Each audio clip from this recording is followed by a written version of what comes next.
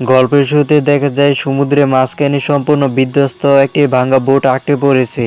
এখন শুধু গভীর সমুদ্র। এরপর আমরা দেখি বোটটি জলে ভরে গেছে এবং একটি মেয়ে জলে অচেতন অবস্থায় পড়ে আছে। পরের মুহূর্তে মেয়েটি জ্ঞান ফিরে।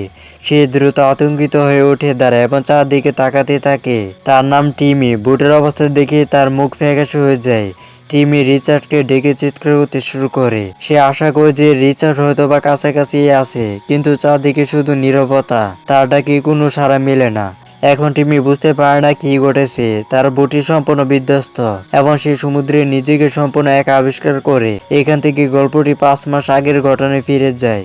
আমরা টিমিকে আইল্যান্ডের একটি সুন্দর বন্দরে দেখতে পাই। সে বিশ্বজুড়ে ভ্রমণ করতে ভালোবাসতো এবং কাজ পেলেই কয়েকদিন থেকে আবারও নতুন জায়গায় চলে যেত। একদিন সেখানে রিচার্ড নামের এক ব্যক্তির সাথে তার দেখা হয়। তাদের প্রথম ডেটে রিচার্ড তাকে রাতের খাবারের জন্য আমন্ত্রণ জানায়। টিমি প্রথমে ইতস্তত করলেও পরে রাজি হয়ে যায়। রাতে খাবারের সময় তারা দুজনেই মন খুলে কথা বলে এবং আবিষ্কার করে যে তারা দুজনেই দীর্ঘ সমুদ্র যাত্রা এবং নতুন জায়গা ভালোবাসে। রিচার্ড সমুদ্র সম্পর্কে তার ভাবনাগুলো জানায়, বলে যে যখন একজন মানুষ সমুদ্রে বেশ কয়েকদিন কাটায় তখন সে জীবনকে এক নতুন দৃষ্টিকোণ থেকে দেখতে শুরু করে। টিমি তার কথায় একমত হয়। ধীরে ধীরে তারা একসাথে সময় কাটাতে শুরু করে এবং তারা কিছু বোঝার আগেই তাদের বন্ধুত্ব প্রেমে পরিণত হয়। কিছুদিন পর রিচার্ডের বন্ধুরা তার সাথে দেখা করতে আসে। তারা তাকে জানায় যে ক্যালিফোর্নিয়ায় ফিরে যাওয়ার জন্য তাদের কাছে 2টি প্রথম শ্রেণীর টিকিট এবং $10,000 প্রস্তুত আছে। রিচার্ড সাথে সাথে তাদের বলে যে সে একা যাবে না, সে চায় টিমি তার সাথে আসুক। তারা বন্ধুরা রাজি হয় এবং তাদের জন্য টিকিটের ব্যবস্থা করা হয়। রিচার্ড টিমিকে বলে যে সে তাকে হারাতে চায় না, সে তাকে ছাড়া কোথাও যেতে চায় না।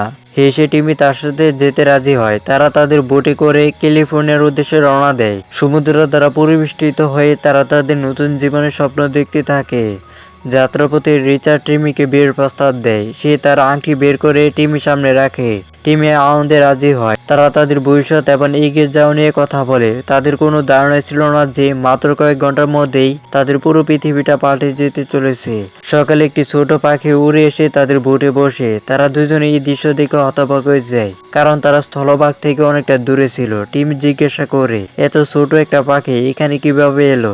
রিচার্ড বলে যে সম্ভবত প্রবল বাতাস তাকে এখানে নিয়ে এসেছে, কিন্তু তার মুখে হালকা চিন্তা পরিষ্কার দেখা যাচ্ছিল। সে সঙ্গে সঙ্গে নিচে গিয়ে রেডিওতে আবার খবর দেখতে শুরু করে। কিছুক্ষণ পর যখন সে ফিরে আসে তখন তার মুখে হাসি উধাও হয়ে গেছে। সে জানতে পারে যে একটি বিশাল ঘূর্ণিঝড় দ্রুত তাদের গন্তব্যের দিকে এগিয়ে আসতেছে। রিচার্ড সঙ্গে সঙ্গে সিদ্ধান্ত নেয় যে তাদের গতিপথ পরিবর্তন করা উচিত। তার বিশ্বাস ঝড়টিকে আগে চলে যেতে দেওয়াই বেশি নিরাপদ হবে, কিন্তু আবহাওয়া তাদের প্রত্যাশার চেয়ে দ্রুত বদলাতে শুরু করে। সন্ধ্যে হঠাৎ প্রবল বাতাস বইতে শুরু করে এবং মুহূর্তের মধ্যে বিশাল ঢেউ তাদের বোটটিকে ঘিরে ফেলে।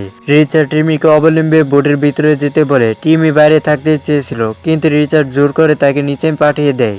ঠিক সেই মুহূর্তে একটি বিশাল ঢেউ পুরো শক্তিতে বোটটিকে আঘাত করে। এই দেখে বোটটি জলে ডুবে যায়। এই বিশৃঙ্খলার মধ্যে রিচার্ড সমুদ্রে পড়ে যায়। টিমিও মাথায় গুরুতর আঘাত পায় এবং অজ্ঞান হয়ে পড়ে। পরদিন সকালে যখন টিমি ঘুম থেকে ওঠে তখন বোটটি চারদিক থেকে জলে ভরা।